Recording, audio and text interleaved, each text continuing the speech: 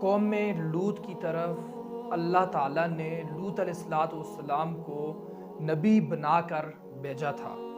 وَلُوطًا إِذْ قَالَ لِقَوْمِهِ أَتَأْتُونَ الْفَاحِشَةَ مَا سَبَقَكُم بِهَا مِنْ أَحَدٍ مِنَ الْعَالَمِينَ۔ لوط علیہ السلام نے اپنی قوم سے کہا کہ اے میری قوم، تم بے حیائی کرتے ہو، ایسی بے حیائی کرتے ہو، ایسی گندی بے حیائی کرتے ہو کہ سارے جہانوں میں تم سے پہلے کسی ایک نے بھی اس طرح کی بے حیائی نہیں کی ہے۔ یہ لوط علیہ السلام نے فرمایا، لہٰذا بے حیائی کو چھوڑ دو، اور ایسی گندی بے حیائی اس کو چھوڑ دو۔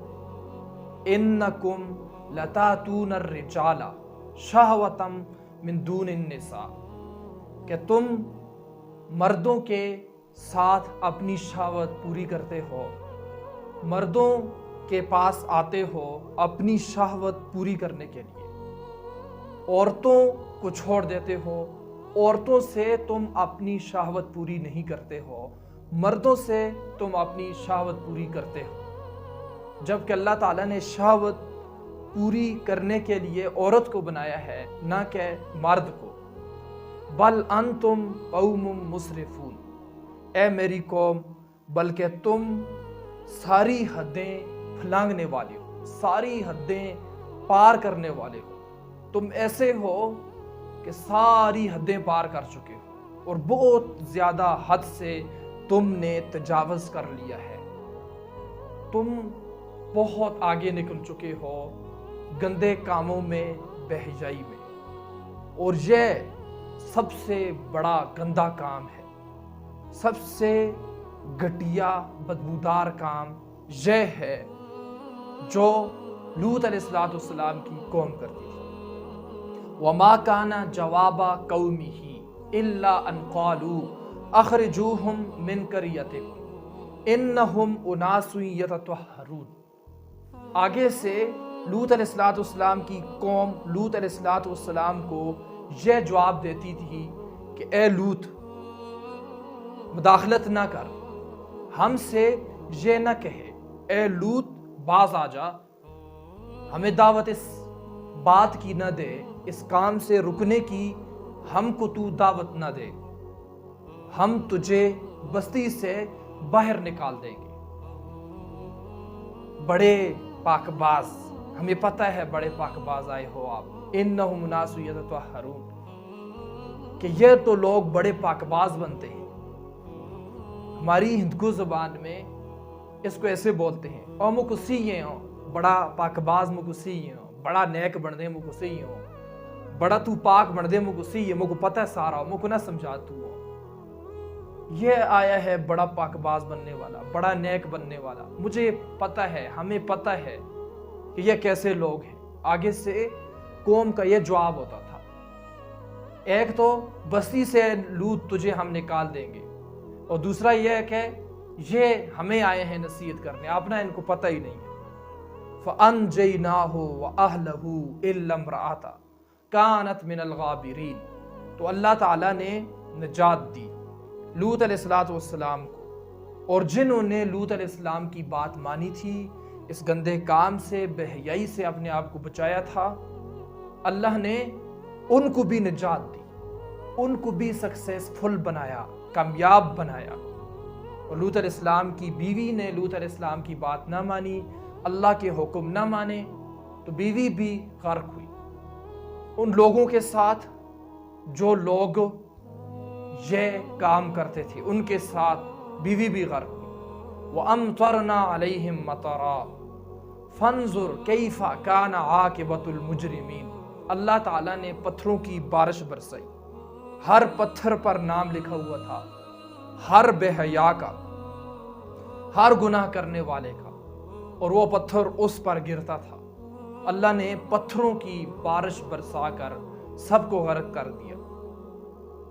اللہ تعالیٰ فرما رہے ہیں، دیکھو مجرموں کا کیسا انجام ہوا۔ تو پہلی بات تو یہ ہے، اپنے آپ کو اس گناہ سے بچانا ہے جو لوط علیہ السلام کی قوم گناہ کرتی تھی، اس سے اپنے آپ کو بچانا ہے، بے حیائی سے اپنے آپ کو بچانا ہے، اور اللہ کے عذاب سے ڈرتے رہنا ہے۔ کہیں ایسا نہ ہو کہ اللہ کا عذاب ہم پر برس نہ جائے، گناہوں کو چھوڑنا ہے۔ ہمارے نبی جناب محمد صلی اللہ علیہ وآلہ وسلم ہیں، انہوں نے جس طرح کرنے کو کہا ہے وہ کرنا ہے، ان کے طریقے موجود ہیں، حدیثوں میں لکھے ہوئے۔ حدیثوں کو پڑھنا ہوگا، سمجھنا ہوگا، سننا ہوگا، قرآن کو سمجھنا ہوگا۔ اس کے بغیر زندگی کی کڑی پک ہی نہیں سکتی ہے، زندگی گزر ہی نہیں سکتی ہے بہترین۔ قرآن کو سمجھنا ہوگا، اسلامی سٹرکچر کو، لٹریچر کو سمجھنا ہوگا۔ اسلامی سٹرکچر لٹریچر کو سمجھے بغیر زندگی جانور کی زندگی ہے۔ انسان تب بنتا ہے جس وقت صحیح، وہ تب بنتا ہے انسان جس وقت وہ اسلامی سٹرکچر کو، اسلامی لٹریچر کو سمجھ لیتا ہے، جو قرآن ہے، جو حدیثیں ہیں۔ اور جن لوگوں کی زندگی میں قرآن ہے، جن لوگوں کی زندگی میں حدیثیں ہیں، ان کے پاس رہنا اور ان سے سیکھنا، ان سے سمجھنا۔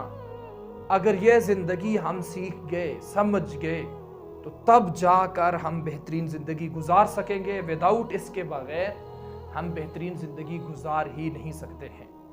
دیکھو بھائیو، یہ جو قوم تباہ ہوئی، یہ اب کدھر ہے؟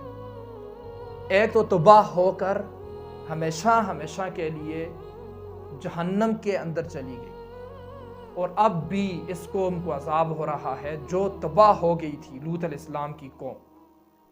اور آگے ان کے لیے جو فیصلہ سنایا جائے گا وہ جہنم کا فیصلہ سنایا جائے گا، اور ہمیشہ کے لیے ان کو جہنم کے اندر داخل کیا جائے گا، ہمیشہ کے لیے۔ اور جنہوں نے لوط علیہ السلام کی بات مانی تھی وہ کدھر ہے؟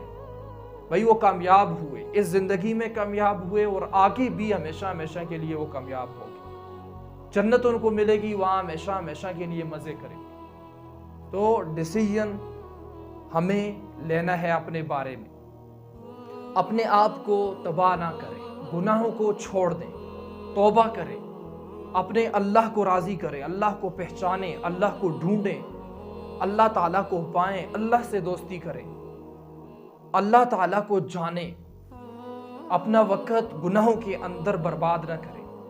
زندگی ایک ہے، وقت ایک ہے، اس کو اطاعت کے اندر، اس کو فرمانبرداری کے اندر لگائیں، اللہ کی اطاعت کریں، اللہ کے رسول کی اطاعت کریں۔ اگر ہم گناہ کریں گے تو برباد ہو جائیں گے، دنیا میں بھی اور آخرت میں بھی۔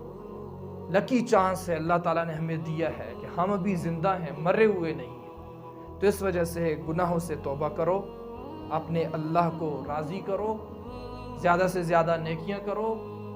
ہم جب یہ کریں گے تو ہم اس دنیا میں بھی کامیاب ہوں گے اور آخرت میں بھی کامیاب ہوں گے۔